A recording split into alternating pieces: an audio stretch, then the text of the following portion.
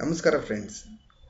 Previous ವಿಡಿಯೋದಲ್ಲಿ ನಾನು end of ಸೆಕ್ಷನ್ಗೆ ಒಂದು ಕ್ವಶನ್ಸ್ ಹಾಕಿದ್ದೆ. ಏನಂತ ಹೇಳಿದ್ರೆ, ಡಿಫೆಕ್ಟ್ ಬಂದಿದೆ, ಏನು ಮಾಡೋಕ್ಕಾಗ್ತಾಯಿಲ್ಲ. ಈಗ ಅದನ್ನು ಕಸ್ಟಮರ್ಗೆ ನಾವು ಡೆಲಿವರಿ ಮಾಡಬೇಕಂತ ಹೇಳಿದ್ರೆ ಏನಾದರೂ ಒಂದು ಮಾಡಬೇಕು, ರಿಪೇರ್ ಮಾಡಬೇಕಾ, ರೀವರ್ಕ್ ಮಾಡಬೇಕಾ. ಈಗ ಮಾಡ್ಬೇಕಂತ ಹೇಳಿದ್ರೆ ನಾವು ಕಸ್ಟಮರ್ಗೆ ಒಂದು ಇನ್ಫಾರ್ಮೇಷನ್ ಕೊಡಲೇಬೇಕಾಗತ್ತೆ. ಯಾಕಂತ ಹೇಳಿದ್ರೆ ಅದ್ರ ಇಂಪ್ಯಾಕ್ಟ್ ನಮ್ಗೆ ಗೊತ್ತಿಲ್ಲ. ಹಾಗಾದರೆ ಅವ್ರ ಕಸ್ಟಮರ್ ಯಾವುದಕ್ಕೆ ಜಾಸ್ತಿ ಸ್ವಲ್ಪ ಸಪೋರ್ಟ್ ಮಾಡ್ಬೋದು, ರೀವರ್ಕ ರಿಪೇರ್ಗ. ಅದಕ್ಕಿಂತ ಮೊದಲು ನಾವು ರೀವರ್ಕ ರಿಪೇರಾ ಅಂತ ನಾವು ಅರ್ಥ ಮಾಡ್ಕೋಬೇಕು. ಯಾಕಂತ ಹೇಳಿದ್ರೆ ನಾವು ಒಂದು ವೇಳೆ ರಿಪೇರ್ ಅಂತ ಹೇಳ್ಬಿಟ್ಟು ಕಸ್ಟಮರ್ಗೆ ಹೇಳಿದರೆ, ರೀವರ್ಕ್ ಅಂತ ಹೇಳಿದ್ರೆ ಅವರ ಅಲ್ಲಿ ಆ್ಯಕ್ಷನ್ಸ್, ಅವ್ರ ರಿಯಾಕ್ಟು ಒಂಥರ ಡಿಫ್ರೆಂಟ್ ಇರುತ್ತೆ. ಅದರ ಮೇಲೆ ಮೇ ಬಿ ಅವ್ರು ಜಾಸ್ತಿ ಅದರ ಮೇಲೆ ರಿಕ್ವೈರ್ಮೆಂಟ್ ಕೇಳುವಂಥ ಚಾನ್ಸಸ್ ಇರುತ್ತೆ. ಸಮ್ ಟೆಸ್ಟಿಂಗ್ ಮಾಡಿ, ಅದು ಮಾಡಿ, ಇದು ಮಾಡಿ ಅಂತ ಹೇಳ್ಬಿಟ್ಟು ಅದಕ್ಕೆಲ್ಲ ಉತ್ತರ ಸಿಗುತ್ತೆ. ರೀವರ್ಕು ರಿಪೇರ್ಗಿರುವಂಥ ವ್ಯತ್ಯಾಸ ನಾವು ಇಲ್ಲಿ ತಿಳಿಯೋಕ್ಕೆ ಹೋಗ್ತಾ ಇದ್ದೀವಿ. ಸೊ ಕೆಲವರು ಅದನ್ನು ಸೇಮ್ ಅಂತ ತಿಳ್ಕೊಂಡಿರ್ತಾರೆ. ಎಲ್ಲರಿಗೂ ಇವತ್ತು ಕ್ಲಾರಿಟಿ ಸಿಗುತ್ತೆ ಫ್ರೆಂಡ್ಸ್. ಹಾಗಾದರೆ ಹೋಗೋಣ, ಕಂಟಿನ್ಯೂ ಮಾಡೋಣ. ನಮಸ್ಕಾರ friends, welcome to quality trust academy channel.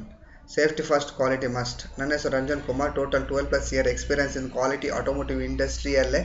ಅದರಲ್ಲಿ ಜಪನೀಸ್ ಬೇಸ್ ಕಂಪನಿಯಲ್ಲಿ ಈಗ ಮೋರ್ ದೆನ್ 10 years ವರ್ಕ್ ಮಾಡ್ತಿರೋದ್ರಿಂದ, ಜಪನೀಸ್ ಒಂದು ಕೆಲಸ ಮಾಡೋದ್ರಿಂದ ನನಗೆ ತಿಳಿದಿರುವಂಥ ನಾಲೆಜ್ ನಾನು ಶೇರ್ ಮಾಡೋಕ್ಕೆ ಇಷ್ಟಪಡ್ತಾ ಇದ್ದೀನಿ. ಸೊ ಇದರಿಂದ ತುಂಬ ಮಂದಿಗೆ ಹೆಲ್ಪ್ ಆಗುತ್ತೆ ಅಂತ ನನ್ನ ಒಪಿನಿಯನ್. ಸೊ ಇದೆಲ್ಲ ನಮ್ಮ ಮೆಮೊರೇಬಲ್ ಫೋಟೋಸ್. ಇಲ್ಲಿ ಏನು ಜಪನೀಸ್ ಕಾಣ್ತಾ ಇದ್ದಾರೆ ಅವರೊಟ್ಟಿಗೆ ನಾನು ಕೆಲಸ ಮಾಡಿದ್ದೀನಿ.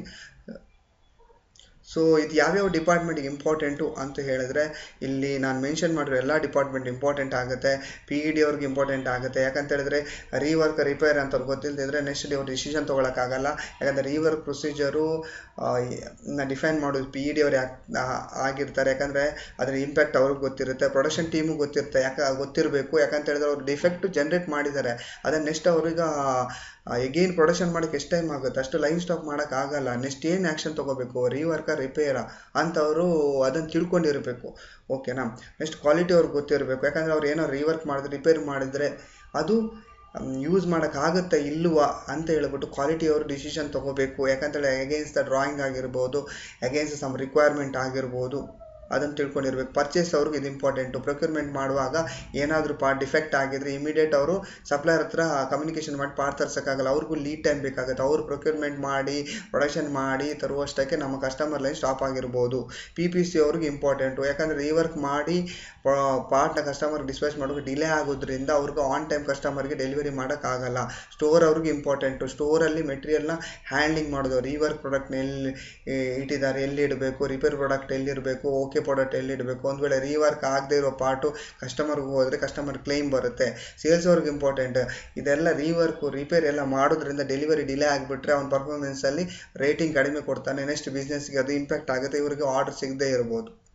ಸೊ ಆ ಪ್ರೀವಿಯಸ್ ವಿಡಿಯೋದಲ್ಲಿ ನಾವು ಡಿಫೆಕ್ಟ್ ಅಂದರೆ ಏನು, ಎಕ್ಸಾಂಪಲ್ ಫಾರ್ ಡಿಫೆಕ್ಟಿವ್ ಅಂದರೆ ಏನು, ಆದರೆ ಎಕ್ಸಾಂಪಲ್ ತಿಳ್ಕೊಂಡಿವಿ.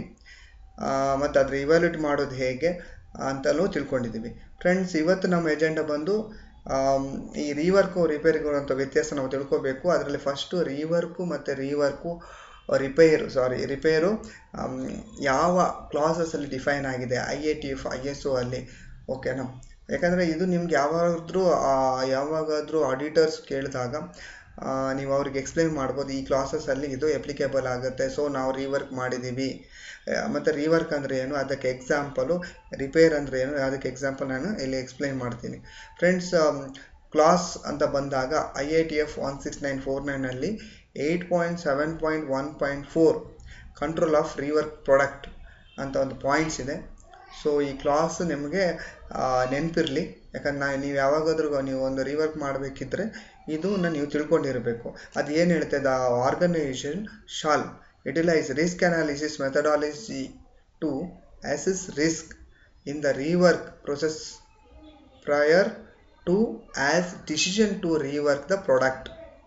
ಓಕೆನಾ. ಅದೇ clause 8.7.1.5 control of repaired product. The organization shall utilize risk analysis methodology to assess risk in the repair process prior to as decision to repair the product.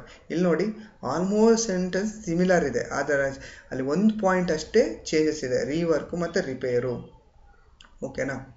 ಇದು ನಿಮಗೆ ಕ್ಲಾಸಸ್ಸಲ್ಲಿ ಹೇಳುತ್ತೆ. ಇದನ್ನು ನೀವು ಸ್ವಲ್ಪ ತಿಳ್ಕೊಂಡಿದ್ರೆ ಸಾಕು. ಇದರಲ್ಲಿ ನಿಮ್ಗೆ ಕ್ಲಾರಿಟಿಯಾಗಿ ಸಿಗಲ್ಲ, ಅರ್ಥ ಆಗಲ್ಲ. ನಾನು ಅದು ಕ್ಲಾರಿಟಿಯಾಗಿ ಸ್ಟೆಪ್ ಬೈ ಸ್ಟೆಪ್ ನಾನು ನೆಕ್ಸ್ಟ್ ಎಕ್ಸ್ಪ್ಲೇನ್ ಮಾಡ್ತೀನಿ.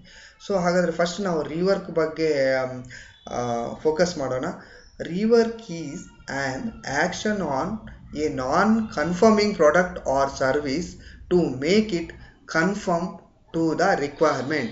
In this process, the product matches the specification or drawing. This process has lower risk as compared to the repair process.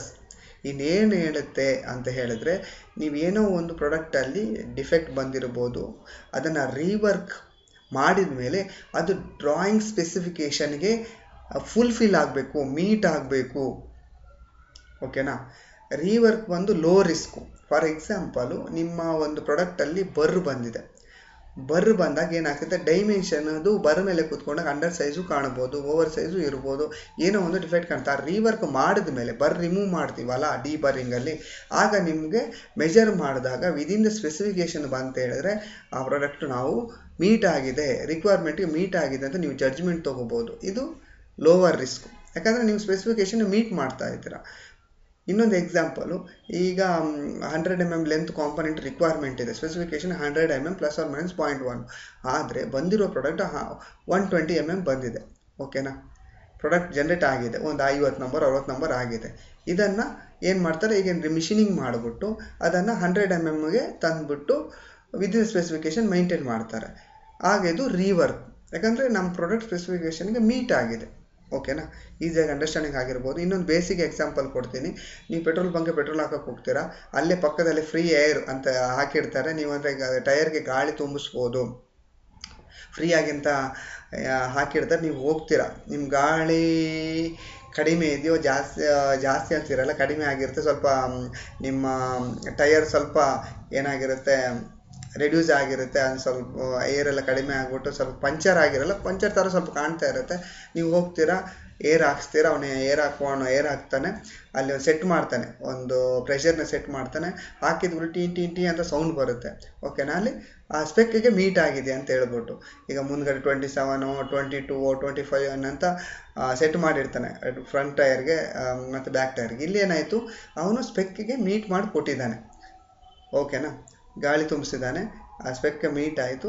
ನೀವು ಫಿಲ್ ಆದಮೇಲೆ ಅವ್ರಿಗೆ ಥ್ಯಾಂಕ್ಸ್ ಅಂತ ಹೇಳ್ಬಿಟ್ಟು ಹೋಗ್ತೀರಾ. ಗಾಡಿ ಏನು ಪಂಚರ್ ಆಗಿಲ್ಲ. ಓಕೆನಾ? ಗಾಡಿ ಒಳಗೆ ಏರ್ ಕಡಿಮೆ ಆಗಿತ್ತು, ಅದಕ್ಕೆ ಫಿಲ್ ಮಾಡಿದ್ದು ರೀವರ್ಕ್. ಓಕೆನಾ? ಸಿಂಪಲ್ ಆಗಿ ಅಂಡರ್ಸ್ಟ್ಯಾಂಡಿಂಗ್ ಮಾಡ್ಕೊಳ್ಳಿ. ಹಾಗಾದರೆ ರಿಪೇರ್ ಪ್ರೊಸೆಸ್ ಅಂದರೆ ಏನು? Repair is an action on non conforming product or service to make it acceptable for the intend use. In other words, we can say that after repair the product is ready to use functionally, but it might not meet the specification or drawing.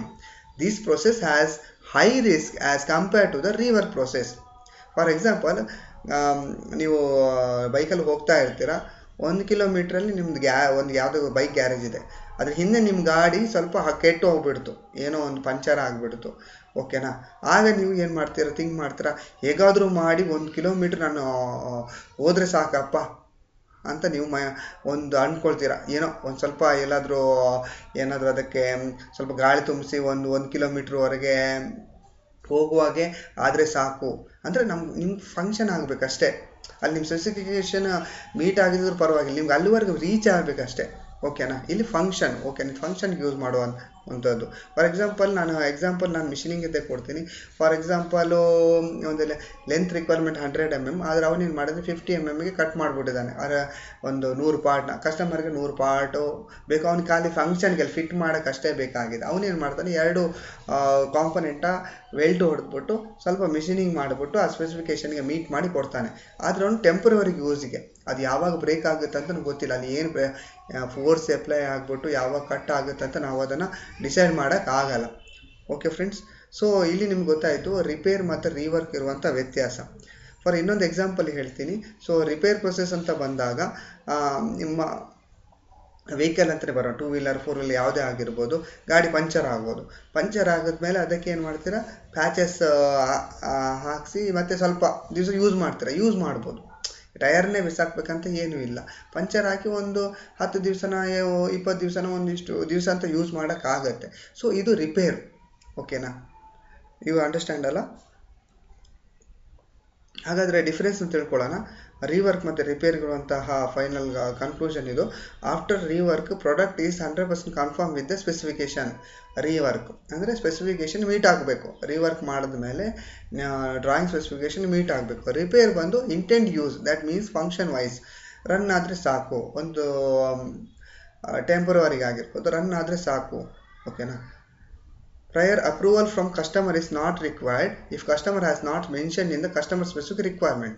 Rework ಅಂತ ಬಂದಾಗ ನಿಮಗೆ customer manual ಕಳಿಸಿರ್ತಾನೆ, supplier quality manual ಕಳಿಸಿರ್ತಾನೆ. ಅದರಲ್ಲಿ ಅವನು rework ಮಾಡಿದ್ರು ನಮ್ಗೆ intimation ಕೊಡಬೇಕಂತ ಹೇಳಿದ್ರೆ ನೀವು ಇಂಟಿಮೇಷನ್ ಕೊಡಬೇಕು ರೀವರ್ಕ್ಗೆ.